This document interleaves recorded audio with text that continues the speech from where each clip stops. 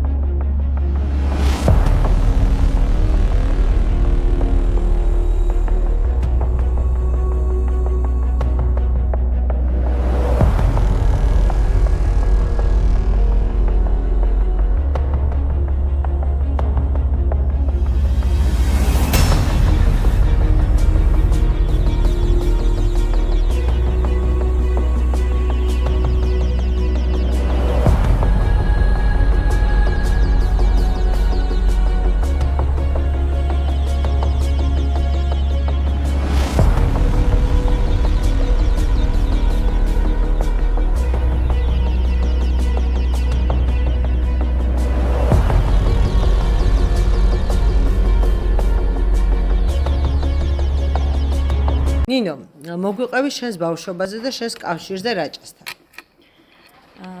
მთელი ჩემი ბავშვობა არის რაჭა, რა თქმა უნდა, იმიტომ რომ ბავშვობას ვატარებდი რაჭაში, დასასწრებლად დავდიოდი, ესე ვთქვათ, არჯედეგებზე. ყოველთვის ვიყავი რაჭაში, იყო საგაზაფხულო, საზაფხულო.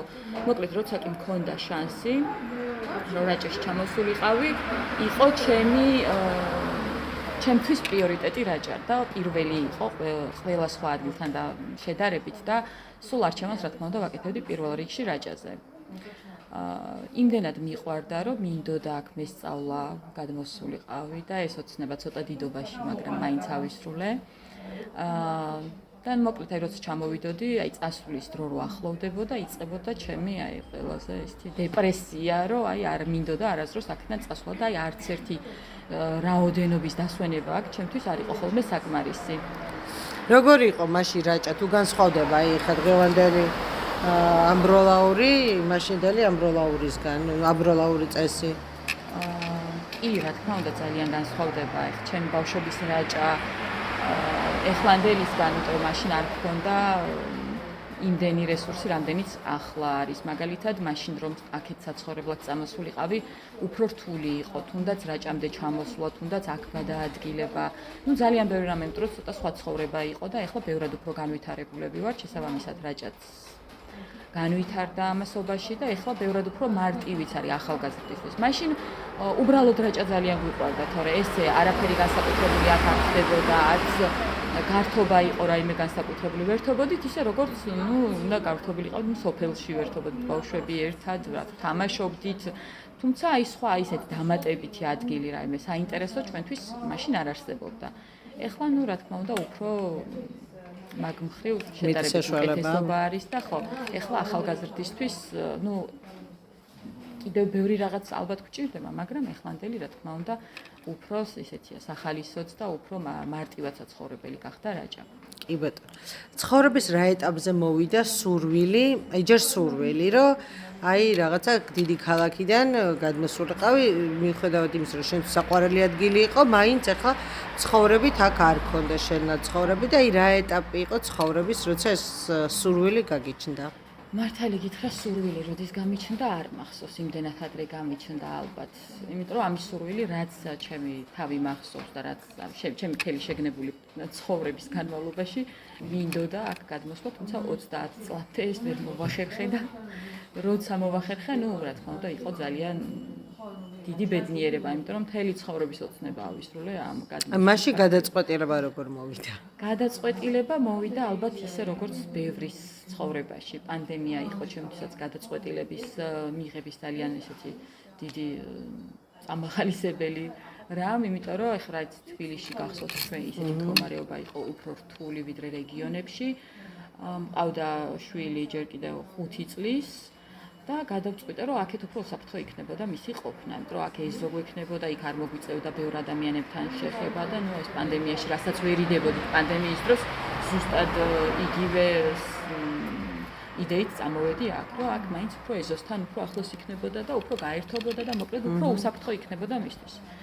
იმ პერიოდში ბევრისთვის ძალიან ბევრი განმაპირობებელი იყო. ესეთი სავსე რაჭა მე ანუ სავსე ხა ზაფხულში ყოველთვის არის აღდგომა სავსე, მაგრამ მაშინ იყო მთელი წელი სავსე ზამთარში. კი მახსოვს ხალხმა დაკეტილი სახლები, სვის სახლებიც გაარემონტეს შეცდომით მიდიოდნენ, თავის სახლებს ეძებდნენ, კითხვა-კითხვით მიდიოდნენ სახლებამდე და რა ვიცი, ძალიან ბევრი ჩემი მეგობარიც ძალიან ბევრი იყო მაგის საქმით და ძალიან გაგვიადვილდა ერთმანეთთან კომუნიკაციით, ერთმანეთის მხარდაჭერით აქ ყოფნა. რაღაცნაირად ერთმანეთს გაატანინა თითქოს ხალხმა ეგ პერიოდი.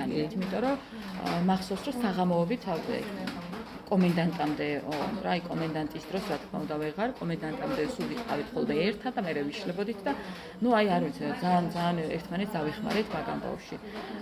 გარდა ამისა პანდემიის დროს მივხვდი, რომ შეიძლებოდა მიწაში რაღაც დამეთესა და ის ამოსულიყო რა, არც მაგის გამოსულა და მე ყვავილებიც კი არ მიყვარდა ისე რომ დამერგა რაღაც და ის ამოსულიყო და მოკლედ ეს ჩემს აღმოჩენა იყო, რომ თურმე შემძლებია რომ რაღაც დავთესო, ის ამოვიდეს, ის გამოვიყენო და ამასობაში ისეთი ბოსტანი გავაშენე, მე თვითონაც გაოგნებული დავდიოდი და ფოტოებს ვიღებდი, რომ მეთქი ამდენი ბოსტანი მე როგორ მოვიყვანე და ეგ კიდე ცალკე ხიბლი იყო აქ ცხოვრები. და ისეთი ბოსტანი გააშენე, რომ მე ამის მიტოვება და უკან წასვლა დაგენანა და დარჩი რაჭაში, ხო? კაი, დარჩი და აი ხა რომ მითხრა რა განსხვავება, ან უბრალოდ როგორია ქალაქში გაზრდილი ადამიანისთვის გადმოსვლა და აქ ამის გადაწყვეტილება, რომ გადმოხვიდე და დაიწყო აქაური ცხოვრება.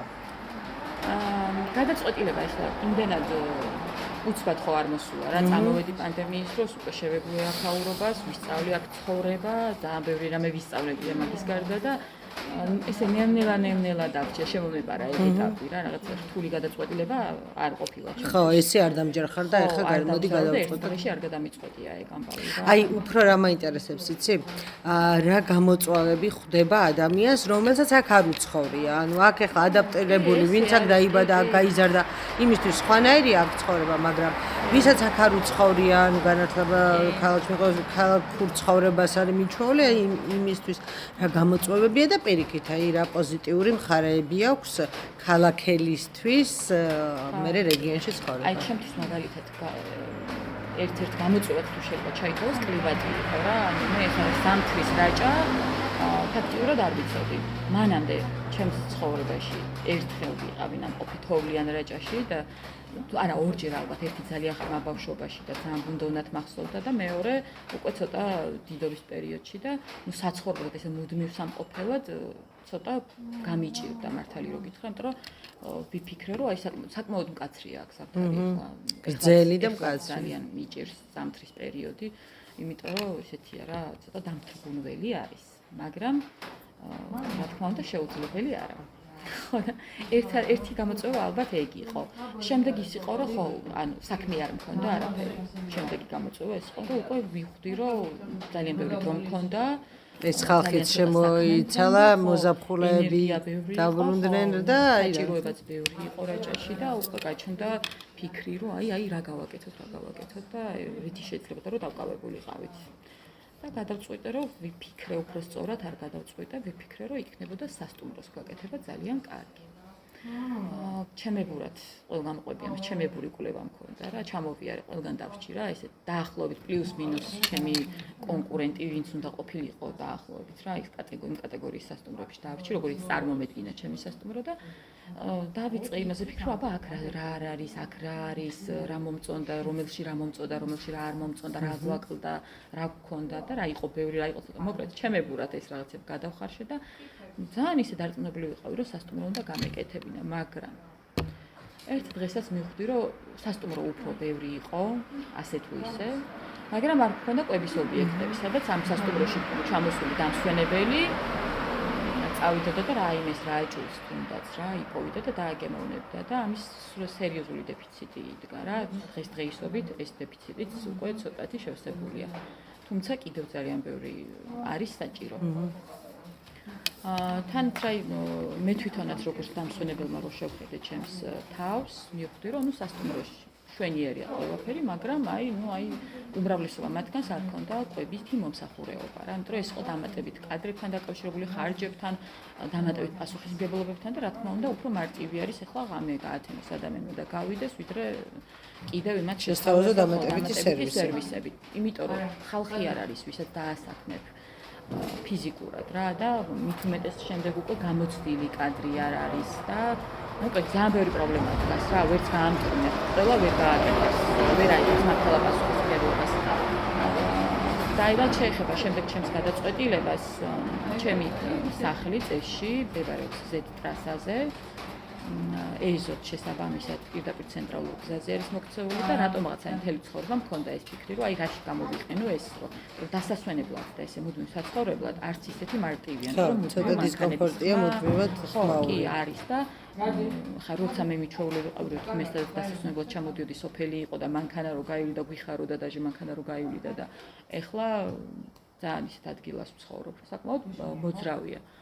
და ეს ნეგატიური ამბავი პოზიტიურად როგორ გადაგვიქცია. ენებინა და თავიდან ძალიან სკეპტიკურად ვიყურებდა სულ ყველა და მართალი გითხრა პერიოდულად ვითრგუნებოდი რა ამ დამოკიდებულებით, იმიტომ რომ ფიქრობდი რომ მართლა მე ხო არ ვამეტებ რაღაცებს, იქნებ მართლა არ გამომივიდეს, იქნებ მართლა სულელური აზრია, ვერავის ვერ წარმოედგინა რომ მე აქ შეიძლება რაღაც ამეშენებინა ჯერ და მე იმ რაღაცას ემუშავა. და ყველა გამომვლელი ფაქტიურად მაგას მეუბნებოდა რა, იმიტომ რომ მსგავსი გამოცდილებები ჰქონდათ. მეც ახლა რომ დავფიქრდი რომ ახლა იმან გააკეთა, ვერ ამუშავა, არ იმუშავა, მოკლედ ცოტა არ იყოს შემეშინდა მაგის, მაგრამ მივხვდი რომ უნდა გამერისკა რა, ახლა თუ არ ვისკავ, ვერც იგებ ის გამოვა თუ არ გამოვა. შემდეგ დავიწყე მშენებლობა დეკემბერში. ძალიან ცივ და მკაცრ ზამთარში, მაგრამ ისეთი სასიამოვნო იყო ყველა გატარებული წუთი ჩემს ეზოში და ამ მშენებლობის პროცესში მიღებული მონაწილეობა და ეს ბეტონის მანქანა რომ მოდიოდა და ამ ბეტონებს რომ ვასხავდი და იქ რაღაცა სხვადასხვა სამშენებლო მასალები რომ მომქონდა, მაშინ მაგ დროს გამოცდილება მქონდა სახლის რემონტის და ეგ ძალიან სასიამოვნო პროცედურა იყო ჩემთვის. და მე უკვე შევეჭრე მშენებლობას და ეს კიდევ უფრო სასიამოვნო აღმოჩნდა თან რო უკვე ფიქრიც ბევრი პროფესია შეიძინე მოკლედ დრაჭაში გადმოსვლა მებოსტნეობა რასაც ადამიანს დასჭირდება და რასაც მოინდომებს არაფერს დასჭირდება არანაირი ცოდნა და გამოცდილება ყველაფერი შეგვიძლია რომ ესე უცბად ადგე დაიწყო და თავარი სულ და უეჭველი გამოდის ხო რა მე ფაქტიურად რაც დამჭირდა და გავაკეთე გამოვიდა რა და მგონია რომ ყველა ადამიანს უბრალოდ მონდომება აკლია შეიძლება ზოგს რა და მგონია თან ის რომ ეს ფსიქოლოგიური მომენტი რომ არ გამომივა არ ვიცი არ გამიკეთებია ანუ არ არსებობს ეგეთი რაღაც თან პარალელურად ხამშენებლობის დროს ვფიქრობდი თვითონ საქმიანობაზე უკვე ეს უნდა მეკითხა უკვე იცოდი რა საქმიანობა ანუ ამ შენობაში რა საქმიანობა უნდა წამოგეწყო თუ რაღაცა თავიდან ვფიქრობდი რომ უნდა ყოფილიყო სარცხობი. პატარა ძალიან მცირე კვების ობიექტი. ესე იგი, სულ არის 36 კვადრატული და აქედან უნდა ყოფილიყო მისაღები, ანუ სივრცეც ან დარბაზი ეგრეთ წოდებული, უნდა ყოფილიყო სამზარეულოც და თან მეგონა რომ ეს იყო დიდი. და მეთქი ეს თუ ავითვისა, ესე იგი მაგარია რა, მეტი არ დამჭირდება თქო და ძალიან დამშვიდებული ვიყავი მაგით, რომ ამ ხელა შენობას ვთქვა და რა შეარნებოდა.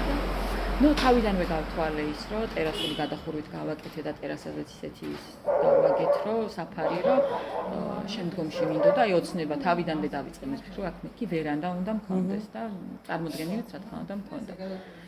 მოვიდა გაზაფხული, ცოტა გამიგვიანდა მოკლედ ეს სამშენებლო პროცესი, რაღაცა ხან ფინანსურად, ხან მოკლედ რაღაცეებში გადამივადდა და მოხდა ისე, რომ აგვისტოს შუა რიცხვებამდე ვერ მოვახერხე დასრულება. არა და როგორია სეზონი უკვე გავიდა. თავდება აგვისტოში რაჭას აქვს აგვისტო, ყველაზე აქტიური პიკი, როცა არის დამსვენებელი, რაოდენობა უამრავი და როგორია რომ შენ ამ სეზონს ტოვებ და იწყებ პირდაპირ შემოდგომასთან შეჭიდებას, მე ზამთარი, მე მის გაზაფხული და ეს არის დაუსრულებელი გზა. მაგრამ სტიმული მაინც მომცა რა, რომ ის ერთი წელი შემდეგ სეზონამდე გამეკანა, იმიტომ რომ გავხსენი სადღაც 24-25 აგვისტოს, მარიამობა მოგეხსენებათ როგორი დატვირთულიც არის რაჭაში, არ ვიცი რა მოხდა ამ პერიოდში. თან არ მქონდა კიდევ ისე ბოლომდე რაღაცები დასრულებული და და არც გამოცდილება, არც გამოცდილება ახლა ხო რაღაც მინიმალური და თან რაღაცა სირთულეები, იმიტომ რომ რაღაცები დაუსრულებელია და ამ დროს უზღვავი ხალხი, ანუ მოთხოვნა უზარმაზარი. მეთქი აი როგორ შეიძლება ხა ამას გავუმკლავდეთ, აი არ ვიცი, ხამეც მესიზმრებოდა რომ მოგვიანებით დავუხმოდი და აი იმდენად ნერვიულობდი და იმდენად ემოციური იყო ჩემთვის, რომ მაგრამ თან ვფიქრობდი პარალელურად, ანუ ესეთი მოთხოვნა რომ აქვს ეხლა, ესე იგი შემდეგ წელსაც მექნება და ნუ თავარია შემდეგ წლამდე მივაღწიო და მე რაღაცა ძალიან კარგი იქნება თქო და სახელს ვიტყვი ამასობაში. ხო, არა, აი ესე გაიხსნა მოკლედ ილინე რა. ესე მოვიდა ილინე, რომელიც თვითონ ინომაც არ იცოდა, მე რამხელა მნიშვნელობის ობიექტი იქნებოდა, გახდებოდა ამბროლაურისთვის და აი მე რატო ილინე, ხო? აი ეს ძალიან საინტერესო ამბავია. ვაშენებდი თაქაურობას, წარმოდგენა არ მქონდა რა უნდა ხმეოდა. არ მინდოდა სახელები, ოჯახის წევრების, რაღაცა ინიციალები, რაღაცა მოკლედ ბანალური არ მინდოდა რო ყოფილიყო რა, ისეთი რომ რაც რაც აქტიურად როგორც არ ხმევენ, ისეთი არ მინდოდა ყოფილიყო, რამე განსხვავებული მინდოდა. დავიწყე რაღაც ქართული სიტყვებში ეძებნა, იმიტომ რომ იქ რაღაცა გავიგე, რომ იქ საერთოდ ძველი ქართული სახელი რაღაც მოკლედ იდეაში ეგრე უნდა მე მაგკუთხით წავედი თავით. მოხდა ისე რომ მოთოვა შოუში და არ მოთოვა ამბროლაურში და წავედით თოვლის სანახავად მეგობრებთან ერთად და ეს ჩემმა მეგობარმა ჩაილაპარაკა რა, როცა გლოლაში ვიყავით უკვე რომ ვაიმეო ერთი ჩემს ახლობელსო სახელი უნდაო ბავშვისო, რო დაარქვასო ილინეო რა და რა ილინე თქო და აი მდინარის სახელი და ხა უამრავჯერ ამივლია გლოლის გზა, მაგრამ ანუ არ მქონდა მე პირადად შემჩნეული ეს ილინე. რას ლაპარაკობ მეთქი რა ლამაზია, იქვე შემიყვარდა და მივხვდი რომ აი ეს ის იყო და აი რაღაც რავი აი დაკარგულ შვილს თუ დედამამის შვილს რო იპოვი, აი ესე ვიყავი მე და ილინე და ну იქვე ვუთხარი რომ всё მე ვართმე ვილინეს თქო რა იმიტომ გოგოშვილი არ მყავდა, მყავდა ბიჭიშვილი პერსპექტივაშიც არ მყავდა გოგო ანუ გადავწყვიტე რომ მეთქი ეს მაინც იქნება ილინე ჩემი გოგოშვილი შემიყვარდა და მე მახსოვს რომ ძალიან ბევრი ადამიანს ეგონა რომ ირინე გერქვა და კი ბევრი მე მომმართავდა როგორც ილინე ხო და იქვე შექმნა იმან Facebook გვერდი ჩემმა მეგობარმა და დაარქვა ილინე რომ დაჯავშნა რა ეს ამბავი რა რომ всё ეგრე ქვიაო რა და ნუ უკვე რო სახელიც რო იცი უკვე რაღაცისკენ უკვე სწორად მიდიხარ და უფრო მიდიხარ და მოკლედ ძალიან აქტიური აღმოჩნდა ილინე შემდეგ ზაფხულიც მოვიდა მოულოდის რა თქმა უნდა გადააჭარბა ისევ და მოთხოვნა ვერ დავაკმაყოფილე ალბათ რა ვიცი დავაკმაყოფილე ალბათ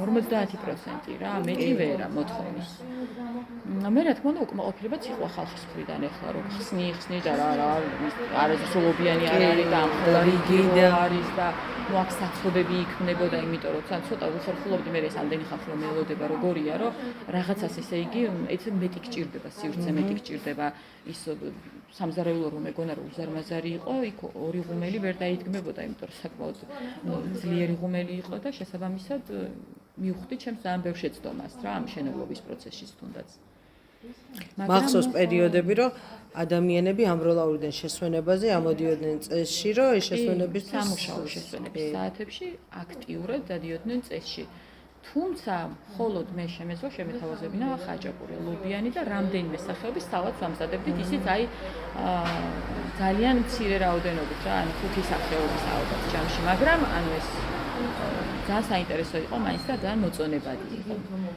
თან ვცდილობდი რომ რაღაცეებში უკვე ნელ-ნელა მე ჩემი თავზე მემუშავა რაღაცები უფრო მეტი მესწავლა რაჭულ კერძებთან ხა მე რა შეხება მქონდა ეს ოჯახური დონე ხო ის ახშერს ვაკეთებდი ბებია ჩემო მაგარლობიოს აკეთებდა ლობთან ერთად ხარშავდა და მაგარლობიანს რო აცხობდა თონეში და ეს იყო ჩემი კულინარიასთან შეხება მეტი გამოცდილება მე არ მქონია და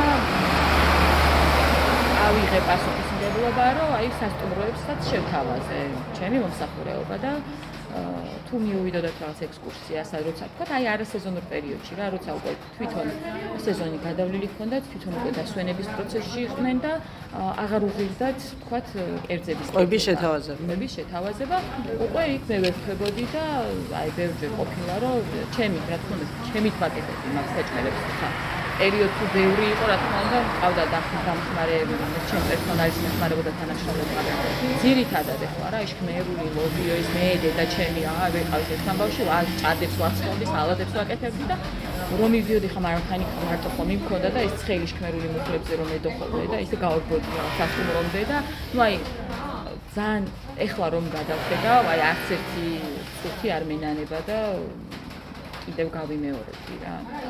არ მეზარება.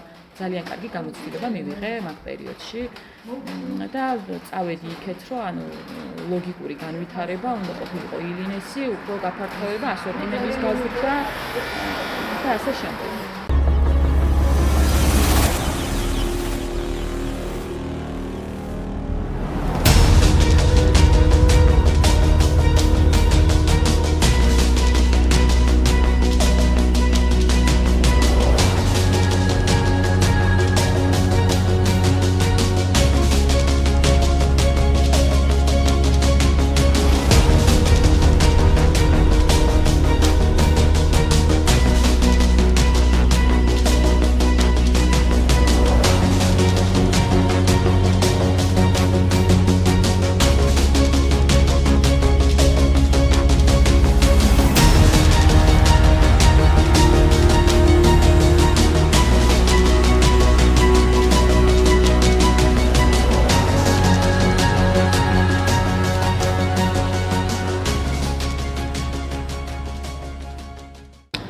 და ასე მივედით ილინეს განვითარების ლოგიკურ გაგრძელებამდე.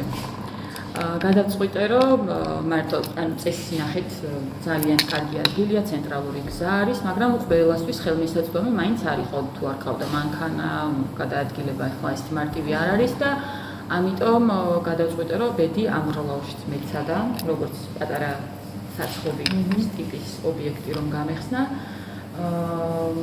და ნუ საკმაოდ რა თქმა უნდა იქაც გაამართლა და მშვენივრად მუშაობს წლის მანძილზეც, ანუ არასეზონურ პერიოდშიც ადგილობრივი მოსახლეობისთვის. და უკვე ილენე გახდა ბრენდი და რაღაცა უკვე ორი ლოკაციაზე ემსახურება და მომხმარებელს.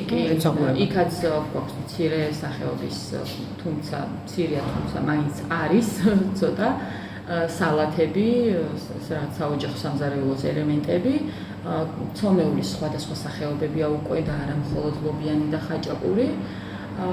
და ყოველდღიური და ადგილობრივი ცხოვრებისთვის ახლა ძალიან კარგი იული გამოსავალი არის, მოკლედ გამოიარო ილინეში, იყიდო ცომეული, ცოტა საკვები სხვადასხვა ტიპის და სახლში ბავშვების სკოლის მოსწავლეები კი იქვე სამსახურები ძალიან ბევრი შესვენებებზე ან ძალიან აქტიურად სარგებლობენ და ნუ მოკლედ ესე გახდა ორი ილინე ასე გაჩნდა.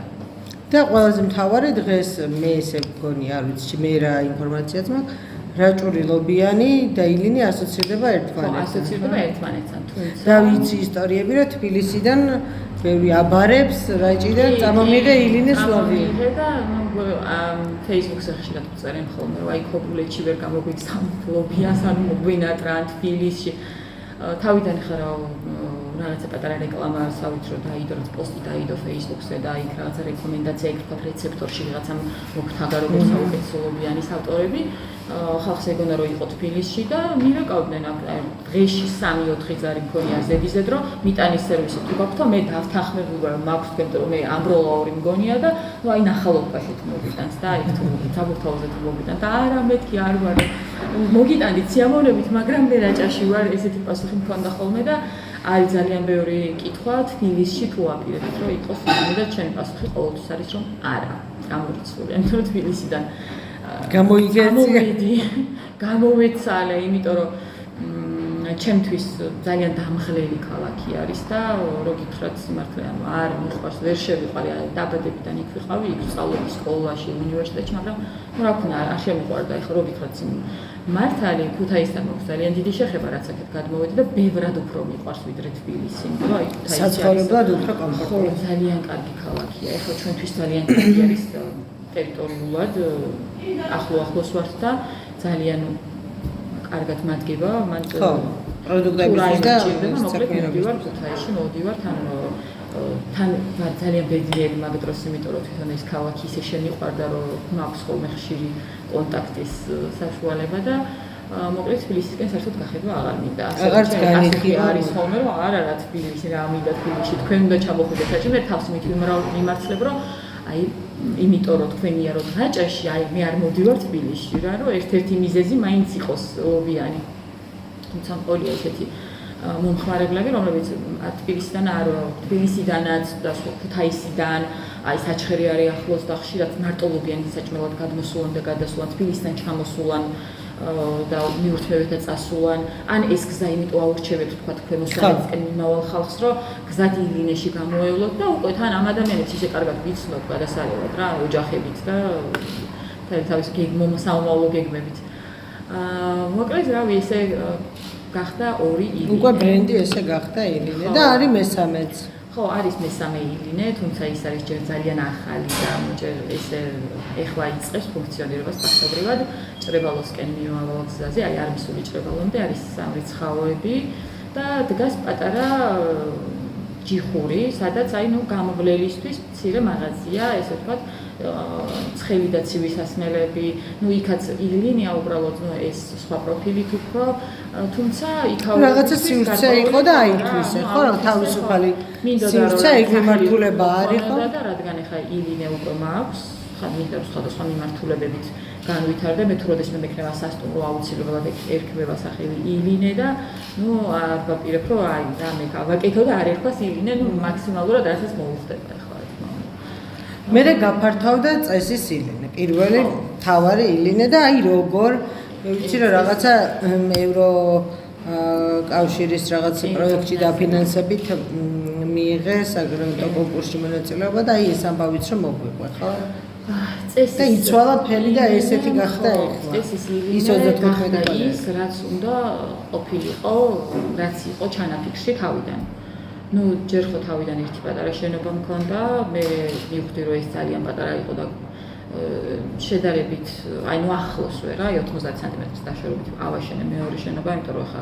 მაშინ არ იყო საშუალება რომ ორი ეს ერთი თლიანი დიდი შენობა ავაშენებინა ამიტომ ეს მეორე ცალკე ავაშენე და გადავწყვიტე რომ იქ მეთქი სხვა რამეს გავაკეთებ აი თქვა მარკეტი მინდოდა ერთი პერიოდი რაღაცა მაგრამ მე გადავიფიქრე და ნუ მე უკვე ვიფიქრე რომ აი ეს ორი შენობა უნდა გაერთიანებულიყო და ვერც მეორეს ზომამ ვერ და მაგმა ყოფილა რა სათანადოდ იმიტომ რომ მეორეც აღმოჩნდა უფრო და რა თქმა უნდა ყოველ წელს იმატებს ხო ტურისტის რაოდენობა და მეორე წელს უკვე როცა ის მეორე შენობაც გავხსენი არც ის აღმოჩნდა საკმარისი ну უფრო მეტად დააკმაყოფილა ვიდრე პირველმა მაგრამ ნუ მაინც ბოლომდე ვერ ამოწურა სეზონზე რა და ამიტომ ისევ დავწყვიტე რომ იქნებ ეს ორი შენობა გამეერთიანებინათ ვერანდებიც გამეერთიანებინა ეს სურვილი გამიჩნდა კარგახანს სურვილად მქონდა მხოლოდ იმიტომ რომ საკმაოდ დიდ ფინანსებს მოითხოვდა რა თქმა უნდა და გარდა იმისა რომ უნდა გადაგეკეთებინა შენობები და სამშენებლო პროცედურები ჩაგეტარებინა იყო იქ კიდევ უამრავი ინვენტარი საჭიროება და ფინანსური საჭიროება ხო რა გაფართოვდა ეხლა და ისევ მხოლოდ ლობიანი და ხაჭაპური გქონდეს ну საერთო ჯამში დიდ ფინანსებს ითხოვდა და ну ეხლა რაღაც ვარიანტი რომ გაჩნდა ესეთი რომ რაღაც აგრანტო პროექტი იწყებოდა თუმცა მანამდეც რაღაცებში მომიგა მონაწილეობდა არის რაღაც არ მიმართლებდა არ ვიცი ან შეიძლება ჩემში იყო პრობლემა მე ვერ ვწერდი სწორად ამ პროექტებში ხო და ну მივიღე ამ კონკრეტულ პროექტში მონაწილეობა ეს არის მთიანი საქართველოს ახალი სიცოცხლე ემპარდოთხის პროექტი არის რომელიც თავიდან როცა ვწერდი, ეხლა ვხვდები რომ არ მქონდა დიდად იმედი. იმიტომ რომ იმდენი შეცდომა მაქვს წერის პროცესში თუნდაც დაშვებული, მაგრამ ნუ საერთოდ გამოცდილება არ მქონდა ამ კუთხით არანაირი და ეხლა კი მივხვდი რაღაც ჩემს შეცდომებს, მაგრამ თავარი აქ ის არის რომ ამ პროექტში გავედი ბოლომდე, პირველად ჩემს ცხოვრებაში რაღაც მოვიგე და საკმაოდ სოლიდური თანხის დაფინანსება მივიღე. რამაც ალბათ მინიმუმ 4 წლით. წამწია წინ თუ ჩავთვლით რომ ამ 4 წელიწადში მე ამის თანხას შევაგროვებდი და შეიძლება და ვერ შემეგროვებინა ან არც დამეწვა ამის კეთება და ფაქტი იყო რომ ხო ორი შეიძლება იქ გაგვერდიგორდ ვერ ვაერთიანებდი ვერც ვერანდებს ვასრულებდი იმიტომ რომ იქაც რაღაცა დაწყებული პროცესი მქონდა შეჩერებული ну აი ბოლომდე მოკლედ ჩემი სახსრებით ვერ მიყავდა იმიტომ რომ მივივა აი უამრავი საჭიროება დგას და კი მუშაობ ძალიან კარგად მაგრამ ну მაინც მხოლოდ საბანკო ვალდებულებებით კიდევ ძნელია რა, ეს ვალდებულებები მე წლის მანძილზეც არასეზონურ პერიოდშიც გიწევს და მოკლედ რა, ეს იყო ჩემი ერთადერთი შანსი, რომ მომეგო მსგავსი პროექტი და მე ამ პროექტით განმეხორციელებინა ესეთი რაღაც რა. მასშტაბური გეგმა. ჩემი მასშტაბური გეგმა. მოხდა ესე მოვიგე და ვიწყე უკვე ეს უკვე ახალი ლინი არის გაერთიანებულ პირობებში. და ეხლა რას გვთავაზობს ახალი ილინე? ახალი ილინე გვთავაზობთ, შემოგთავაზებთ ძალიან მალე, კერძების ძალიან დიდ მრავალსახეობას, უბრალოდ მინდა რომ იყოს როგორც საოჯახო სამზარეულოს ტიპის ობიექტი, ასევე ვერანდაზე გვექნება რაჭული კერძების მენიუ ცალკე დამოუკიდებლად, იმიტომ რომ აი რაღაცა მრავალფეროვანი იყოს ამ კუთხითაც რა, იყოს სხვადასხვა ინტერესის მქონე ადამიანისთვის რაღაცები უფრო არჩევანი იყოს მეტი. თქვათ როგორც ნებისმიერ საოჯახო სამზარეულოში შეგრძადებით და გვხდებათ კერძები, ცივი და ცხელი კერძები, წვნიანები, ანუ ამის საშუალება იქნება ილინეში, გვექნება ჩვენი პურების მრავალსახეობა, მათ შორის თონი ნახეთ.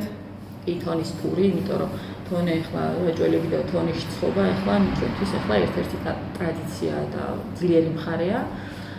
ხო და ანუ ასევე იქნება შეკვეთით კერძებიც რა, რაც აუცილებელიც არის. ნუ დაახლოებით ალბათ 5 სახეობის, მაგრამ აი ესეთი რაჭული, მაღალი ხარისხის, ძალიან გემრიელი კერძები, რომელსაც შევთავაზებთ უკვე ვერანდაზე მსხვილი ადამიანების ხობის ვიღაც საოჯახო სამზარეულოთი ისარგებლებს, ვიღაც მხოლოდ პურს შეიძებს, ვიღაცა დაჯდება ვერანდაზე და და მე მითხარი კამერის მიღმა რომ ზედა თონე მოემსახურება მასტერ კლასებს და ეს ყველა ვერანდაზეც თონეს ესეც ჩემი ერთ-ერთი ოცნება იყო რომ ანუ მე მქონია გამოცდილება რომ მყავდა ტურისტული ჯგუფები მოდიოდნენ ჩემამდე მარშრუტკებით ავტობუსებით მომავალი ხალხი კი შემოდიოდნენ და კი მიყვეთავდნენ ამ ლობიანებს და ხაჭაპურებს მაგრამ არ მქონდა სივრცე სადაც შევთავაზებდი დასხდომას კომფორტულად რომ მიერთვათ ეს ჩვენი ლობიანები და ყოველთვის ხდებოდა ხოლმე აი ქაოსი რა ანუ და ან მიწევდა ხოლმე რომ უარით გამესტუმრებინა რომ არა მე არ მაქვს ესეთი სივრცე შესაბამისად მხოლოდ გამოცხობა არ იყო იმათთვის საინტერესო მოკლედ ძალიან ბევრი ადამიანს კარგავდი იმის გამო რომ არ მქონდა მსგავსი სივრცე ეხლა უკვე ჩემი ვერანდა დაიპევს საკმაოდ ბევრი ადამიანს ეხლა პირველი უკვე ჯავშანი მაქვს რომ პირველ ტურისტულ ჯგუფს უნდა უმასპინძლო ძალიან მალე და მათ შევთავაზე რომ საჩუქრად რადგან პირველად მოდიოდნენ ჩემთან ჩემთვისაც პირველი იქნებოდა ესეთი გამოცდილება შევთავაზე რომ საჩუქრად გავუკეთებდით თონის მასტერ კლასებს ნელ-ნელა ეტაპობრივად დავამატებთ შემდეგ ღვინის დეგუსტაცია იქნება სხვადასხვა ისეთი ღონისძიებები იქნება, კიდევ ძალიან მალე გვექნება სხვადასხვა რაჭული, აი ტურისტი რომ ჩამოვა რაჭაში, რაიმე რაჭასთან ასოცირებული რომ წაიღოს სუვენირების დაფა მექნება, სადაც ერთი ძალიან კარგი ადამიანის და ძალიან ნიჭიერი მხატვრის გიორგი ალავიძის შემოქმედება იქნება წარმოდგენილი, ეხლა რაღაც სახეობები გარკვეული ნაწილი უკვე ადგილზე მაქვს. და შეძლებს უკვე ტურისტი რომ რაჭიდან რომ წავა ძალიან კმაყოფილი და ბედნიერი წაიღოს სუვენირი რომელსაც რომელიც გაახსენებს ხო რაჭის ძალიან ანუ ამას სოფაში გამოვიდა რომ ილინე რომელიც მხოლოდ თავიდან ხაჭაპურთან და ლობიენთან ასოცირდებოდა დღეს მრავალფუნქციური ადგილია აქ ადამიანებს შეეძლებათ რომ იყვებონ გემრიელად ვინც არ იცის და ვისთვის რაჭა უცხოა შეისწავლოს კერძები როგორ მზადდება რაღაცა სამახსოვრო იდეებით და მოგონებებით გაიყოლოს ტურისტისთვის ძალიან მნიშვნელოვანი არის რომ კარგად შეიცნოს კუთხე სადაც მინის და ეს შეიძლება გააკეთოს სხვადასხვა ადგილებში მაგრამ მე მინდა რომ აი ამ რაღაცებს შეძლების დაგვარად ერთ სივრცეში მოუყარო თავი და აი ძალიან ბევრი იდეა მაქვს ძალიან ბევრი გეგმა მაქვს რაც ეტაპობრივად მე განვახორციელებ და უფრო რომ საინტერესო მარტო ჭამა რო არ იყოს რა იყოს ილინეში ჭამა იყოს ძალიან თან სასიამოვნო საინტერესო სახალისო ამ ძალიან ბევრი ამასთან ასოცირდებოდეს ილინეში სტუმრობა რა იმიტომ რომ არ მინდა რომ რაღაცა ესე მხოლოდ რაღაცა ექსპლუატაციურ რაღაცას ვაკეთებდეს და ასე ვისტუმრებდეთ მხოლოდ ადამიანს რა დავამახსოვროთ თავი რომ რაჭა დაამახსოვრდეთ კარგად მარტო ილინი არა ჯერ პირველ რიგში რაჭაში დაბრუნების სურვილი და შემდეგ უკვე ჩვენი კონკრეტულად ჩვენი ობიექტი რომ აქ სულველი კონდათ რომ კიდევ დააბრუნდნენ რა და ასე რომ რა ვიცი ნახოთ ნელ-ნელა განვახორციელებთ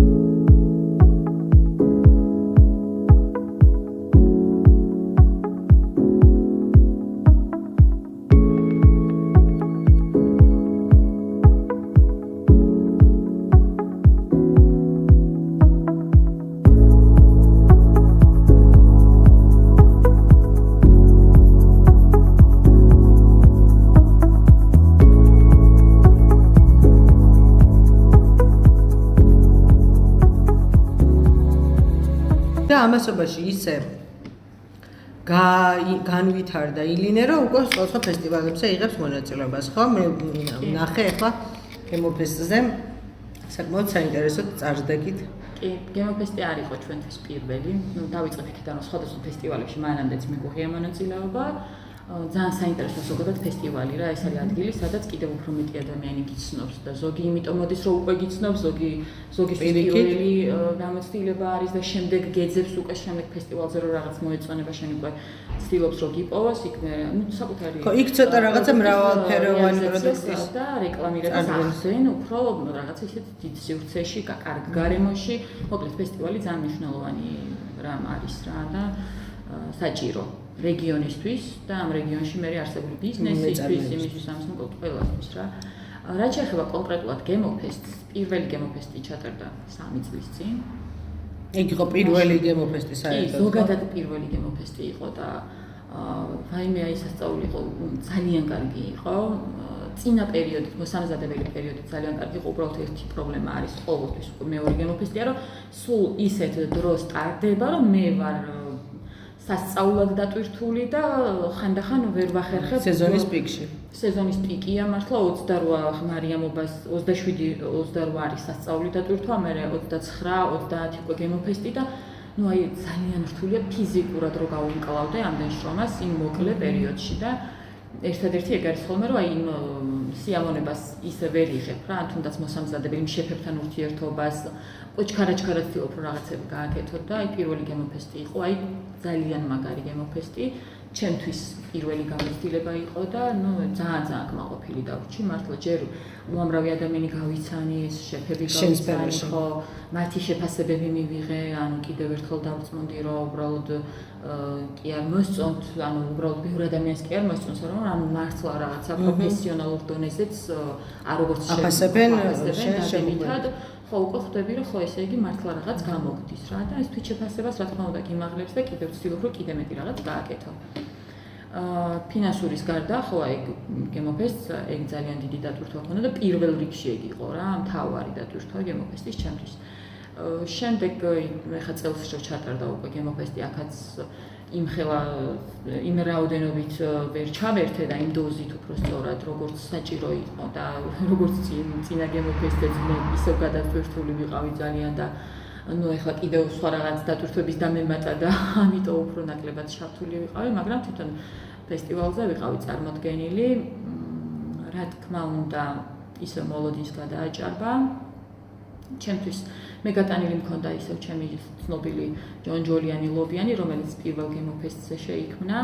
ზოგადად მე ყოველთვის ვცდილობ რომ რაღაცა მარტივად რაღაცები მარტივად გავაკეთო. ხო, მაგრამ სიმარტივეშია. სიმარტივეში ხო გამოდის კარგი რაღაცები, მაგრამ უფრო მარტივ გზებს ვეძებ ყოველთვის რა, რაღაცა პრობლემების გადაჭრის თუნდაც რაღაცის გაკეთება, სულ ვცდილობ რომ რაღაც მარტივად და ესე მარტივად გამაქვს ხოლმე ეს ჩემი ჯონჯოლიანი. ესე მარტივად გაკეთებული. ძალიან მარტივად უპოულობენ თან რა და ეძებენ და სად არის ჯონჯოლიანი ლობიანი და რაღაც და სხვათა შორის კითხვები მქონდა მესენჯერში ილინეს გვერდზე რომ თუ ვიქნებოდით გემოფესტზე ჯონჯოლიანი ლობიანით რომ ჩამოსულიყვნენ და ძალიან ну ეს ძალიან სასიამოვნოა ახლა არც არ უნდა იყოს ესეთი ბიჭეთი ამაყად რომ მეთქი ესე იგი კიდევ ახსოვთ ჩემი ჯონჯოლიანი ლობიანი და ჩამოვლენ ფესტივალზე იმიტომ რომ მიირთვან ჯონჯოლიანი ლობიანი ну არა მარტო მაგრამ ну ერთ-ერთი მიზეზით ძალიან მაგარი იყო ფესტივალი ისევ მოთხოვნა უფრო მეტი იყო ვიდრე მიწოდება, იმიტომ რომ მოლოდის გადააჭარბა ადამიანებს რაოდენობა, რომელიც განსაკუთრებით პირველ დღეს იყო წარმოდგენილი და როგორც წინა გემოფესტზე, ახლაც დავრჩი 2 საათში ლობიანის და ჯონჯოლის გარეშე.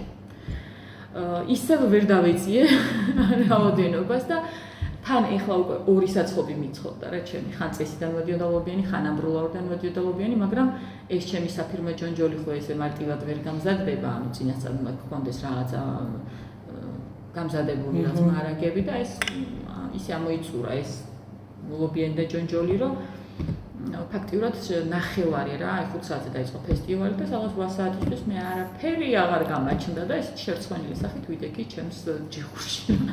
და ძალიან ვიბოდიშე მე რომ აი რა უფრო თქვა არ ველოდი, მე მართლა არ ველოდი რა, ვიცოდი რომ დაახლოებით 400-მდე 400 პორცია მინიმუმ უნდა მქონოდა, მე როგორც მარტივად გზების მძებნელი ადამიანი 400-ზე მეცე აღარ მიფიქრე, რაც 400-ზე მე რა უნდა იყოს თქო ვიფიქრე და 2-ჯერ 400 ან 3-ჯერ 400 რომ მქონოდა თავისუფლად არა, აიჩვისებდნენ. მე როგორც ვიცი, გემოფესტი ყოველწლიურად აი ძალიან კარგი იქნება ყოველწლიურად თუ იქნება თვითონ ხელმძღვანელებსაც სულ ვეუბნები ხოლმე, მაგრამ ერთი არის, რომ სხვა სეზონზე უნდა ალბათ ჩატარდეს რა, აგვისტოში, რაჭაში არის უზღვავი რაოდენობის ხალხი და ყველაფერი გადატვირთულია და ასე შემდეგ. ამ დროს კიდევ უფრო მეტი ემატება რა, როცა უკვე გემოფესტი და ეს მაჩვენებელი როგორ იზრდება, ეს დიდი რაოდენობა კიდევ უფრო დიდი ხდება.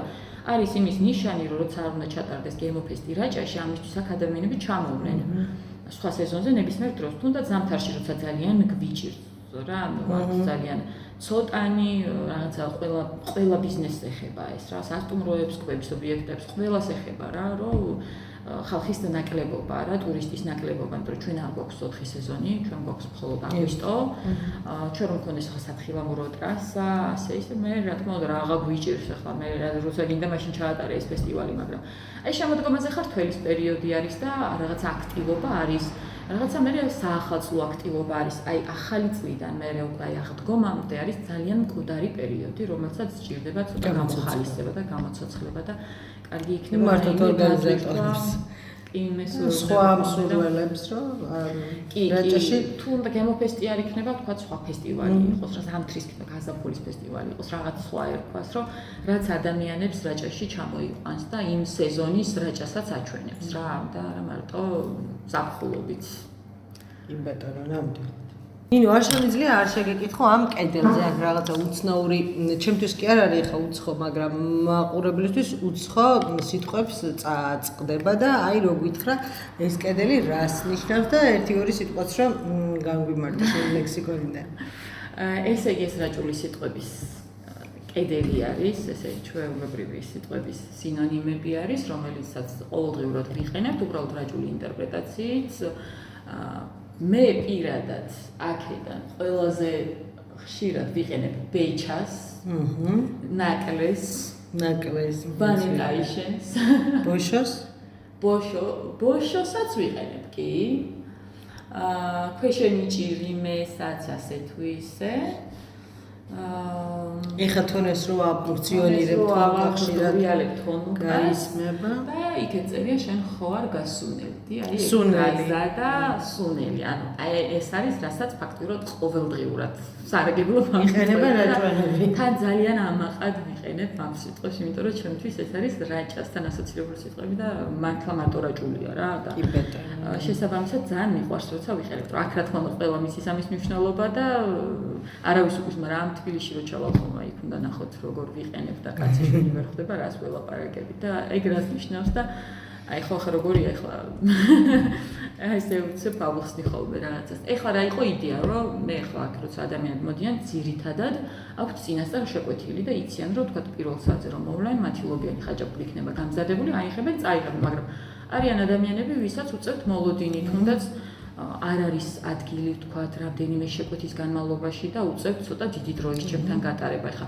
ყოველთვის კომუნიკაციაში შევდივარ, ვსაუბრობთ იქ რაღაცას განვიხილავთ, აზრებს ვცვლით, ამბებს ვცვლით და მაგრამ მაინც რაღაცა არის ხოლმე დამატებით კიდევ საჭირო, რაც ცოტა იქნებოდა სახალისო, მოკლედ ფიქრობდი რა გავაკეთო, თან ეს ჩემი შავი კედლების ფონი, ბევრი საშუალებას მაძლევდა რა და მოვიფიქრე ეს რომ რაჭული სიტყვების კედელი გამეკეთებინა. აქ კიდევ ბევრი სიტყვები აკლია და იგეგმება ჩამატებაც. ასე არ დარჩება და მაქვს იქ დავთარი. ხო, სადაც ახლა ჩემი სტუმრები აქ იმდენად ჩართულები არიან ამ ამბავში, რომ ერთ მოსვლაზე ხო წაიკითხავენ და არის განხილვა და მიდის ამბავი. მეორე მოსვლაზე მოაქვთ სიტყვები, იფიქრეს, ჩასამატებლად. აი რა არ გიწერია. აი გასართობის საშუალება ძალიან კარგი გასართობის საშუალება აღმოჩნდა, როგორც ვარაუდობდი, მაგრამ ანუ ეს საიდანაც მოვიფიქრე, ხო? ანუ აქამდე მქონდა სულ სხვა იდეა და ის რომ ვერ განვახორციელე ჯერჯერობით, იმასაც განვახორციელებ და მე რო განვახორციელებ, მე გეტყვით. აი, ხო, უნდა მეკითხა, მაგრამ ხო, აღარ შემიგითხა. ოღონდ ეს არის უამრავი წლის რა, ალბათ ილინემდეც კი მინდოდა ეს რაღაც. ხო და ანუ იმას რომ გავაკეთებ, მე უკვე ძალიან ადვილი მისახვედრი იქნება რა იყო ამისი წინაპირობა, ხო. ხო, ეს უფრო მასშტაბი. მოდიან ადამიანები სურათებსაც იღებენ, თვითონ ამას ხო უღებენ, თვითონაც დგებიან და ისე იღებენ. რაღაცა უკვე სავიზიტო თან იცი რა იყო, სულ ვიცახდი რომ აი ესეთი კედელი მინდა გავაკეთო, სადაც ადამიანები ფოტოს გადაიღებენ, მე სხვა ადამიანები იკითხავენ რომ ეს ფოტო სად გადაღებული, ხო? ანუ მარკეტინგული გათვლაც ყოფილა. თუმცა არანაირი გამოცდილება მე და ცოდნა განათლება მაგ სფეროში არ გამაჩნია გარდა იმისა, რასაც მე თვითონ ჩემს საქმეში რაღაცებს რო ვსწავლობ რა. და ძალიან საინტერესოა ეგ პროცესი რა, თვითონ აი ეს აღმოჩენის, სწავლის, კეთების შექმნის. ანუ ილინი არ არის ჩემთვის მარტო უბრალოდ კვების ობიექტი რა, არის გაცილებით შემოსავლის წყარო, აი საერთოდ არა რა, ანუ ჯერ ჩემთვის არის მნიშვნელოვანი ხარისხი, ადამიანების დამოკიდებულება, მერე უკვე მერე არის შემოსავალი. როცა ადამიანთან კონტაქტობ, როცა ჩემს პროდუქციას შეიძენენ, ხო?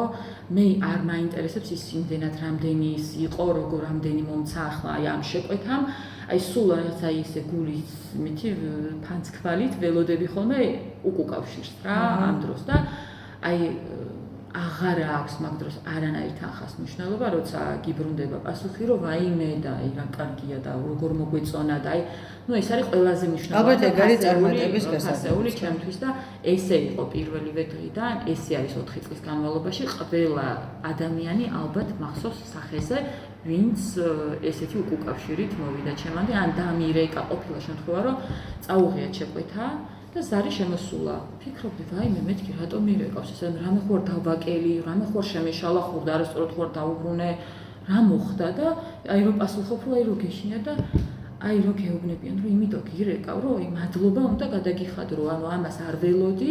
ერთი იყო ესეთ შემთხვევა, რომ ახალგაზრდებმა წაიღეს ლობიანი და კარგა ხნის მერე მირეკავენ. ახ, მეთქი შენს ნინოს ახლა რა ხდება და თურმე არიან საჩხერეში, ეს ლობიანი ცოტა გვიან გასინჯეს.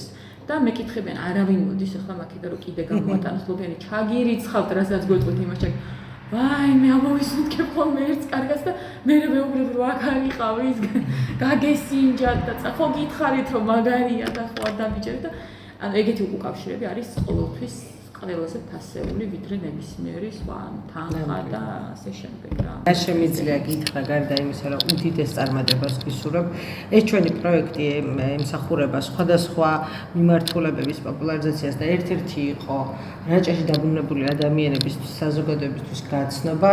ნია კერესელიძეს არ ჭირდება ეხლა უკვე იმ ეტაპზეა, რომ საზოგადოებისთვის გაცნობა უკვე აღარ არის მისთვის საჭირო და პოპულარობაში ხელი შეწყობა, მაგრამ მე ზუსტად ვიცი, რომ შენაირი ადამიანები არიან მაგალითი სხვა ადამიანების, ვისთვისაც აი თუნდაც აი შენი ისტორიის მოყოლით, როგორ პატარა ობიექტი, სადაც მხოლოდ თავიდან ხაჭაპურთან და ლობიანთან ასოცირდება და ისიც აი დიდი მოლოდინებით რო არ გააკეთა ადამიანმა ესეთი შიშველი ხელებით და ძალიან მწირი ცოდნით დღესდღეობით არის ესეთი მრავალფუნქციური ადგილი და არა ერთი და სხვაგანაც, ანუ ამბროლაურში, ჭრებალოში შეგიძლიათ უკვე ამ სერვისის მიღება და ეს არის მაგალითი სხვა ადამიანებისთვის, როცა შეიძლება დაფიქრდნენ, რომ შეიძლება დაბრუნდეს შენს კურთხეში, გააცოცხლო შენი დიდი ხნის დაკეტილი სახლი და იქ რაღაცა ისეთი საქმიანობა წამოიწყო, რომ თავიც ერჩინა სხვა ადამიანებსაც რაღაცა სერვისი შესთავაზო, გამოადგე კი ბატონო რეგიონს და მოკლედ აი უდიდეს წარმატებას გისურვებ და ვისურვებით ბევრ შენაირ